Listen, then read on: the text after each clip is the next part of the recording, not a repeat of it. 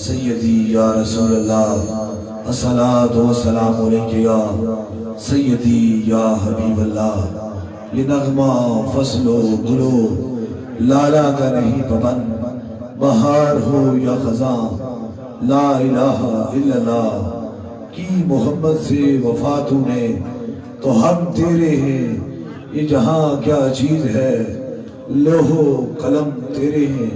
ماشاءاللہ بہت بڑی تعداد میں عقیدت مندوں کا، مریضوں کا، مریدوں کا ایک جمع غفیر ہے. اور صبح رب سے میں یہی دعا فرماتا ہوں، اللہ میرے پاس اسی کو بھیج جس کے مقدر میں اب تو نے شفا کرم اور مہربانی لکھتی ہے. زندگی کے دو ہی مشن ہے، ایک تاجدار ختم نبوت کی بات کرنا اور دوسرا مخلوق خدا کی خدمت کرنا.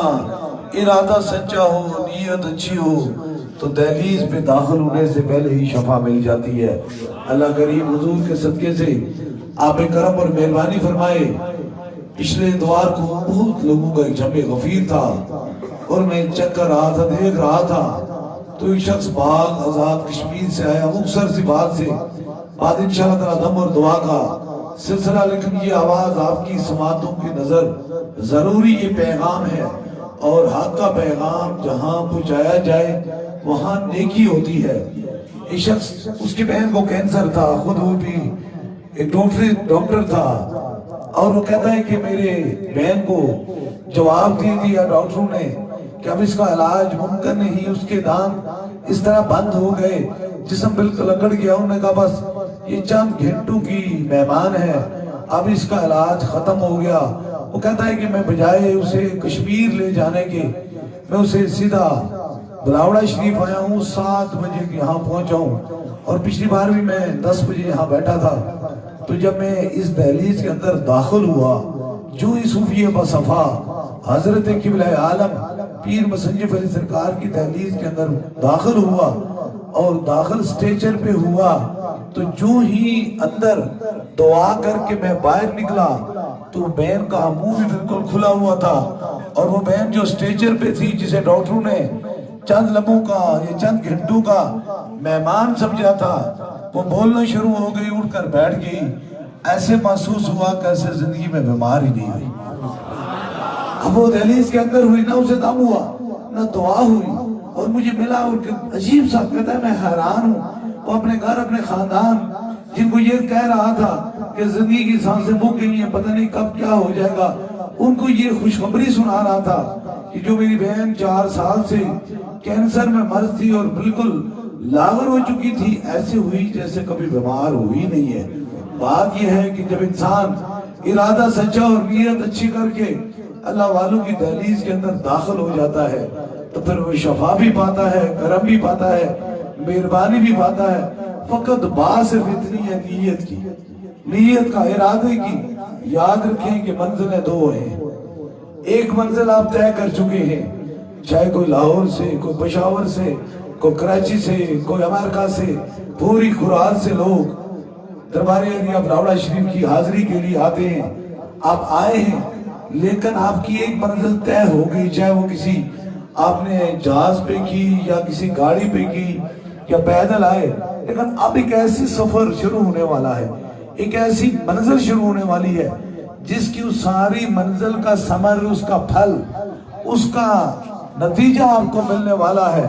وہ ایک ایسی منزل ہے، وہ ایک ایسی خاص قسم کی منزل ہے جس کا حق ملنے والا ہے۔ وہ منزل کس کی ہے؟ وہ آپ کے دل کی ہے۔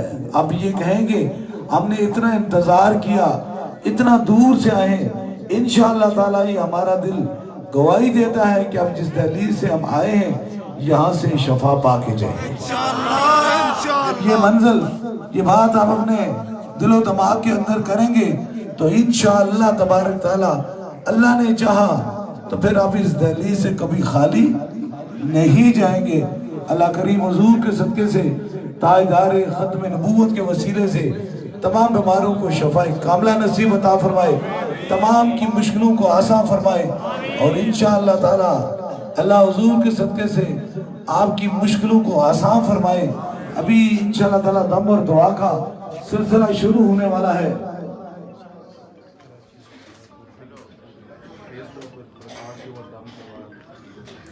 ابھی بہت سارے لوگ ایسے ہیں، بہت سارے لوگ ایسے ہیں کہ جو فیس بک پہ دم کرواتے ہیں۔ ابھی بہت سارے لوگ اس انتظار میں موجود ہیں۔ اب یہ وہ کہتے ہیں عقل عیار ہے، 100 بیس بدل سکتی ہے، عشق بیچارہ نہ ملا ہے، نہ زائد ہے، نہ حکیم ہے۔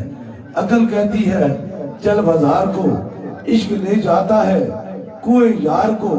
اب یہ بندے کراچی سے آئے ہیں، کہاں سے آئے ہیں؟ کراچی سے آئے ہیں۔ اب کتنے قریب ہو، کتنے میرے قریب ہو؟ کہتے ہیں میرے گردے کے اندر پتھری تھی، میں نے فیس بک سے دم کروایا، دم کرانے کے بعد فوراً پتھری ٹوٹ کے گر گئی۔ کتنا دور سفر نہیں ہے، عقیدت ہے، ارادہ ہے، نیت ہے۔ اب جب انسان نیت کر لیتا ہے، ہزاروں کرامتیں ہیں، بات کہنے کی بات نہیں، سب سے بڑی کرامت یہی ہے کہ ہر روز میرا رب ہزاروں لوگوں کو یہاں بھیجتا ہے اور ہزاروں کو شفاء عطا فرماتا ہے، اور وہ والی شفائیں جو روح تک بھی پہنچتی ہیں اور جسم تک بھی پہنچتی ہیں۔ اللہ تعالیٰ حضور کے صدقے سے، تاجدار ختم نبوت کے وسیلے سے آپ پر کرم اور مہربانی فرمائے، آپ کی مشکلوں کو آسان فرمائے، آپ کے دکھوں کو دور فرمائے، اور جس جس مشکل میں آپ آئے ہیں اللہ اس کو آسان فرمائے۔ بہت بڑی تعداد میں ویل چیئر میں مریض موجود ہیں۔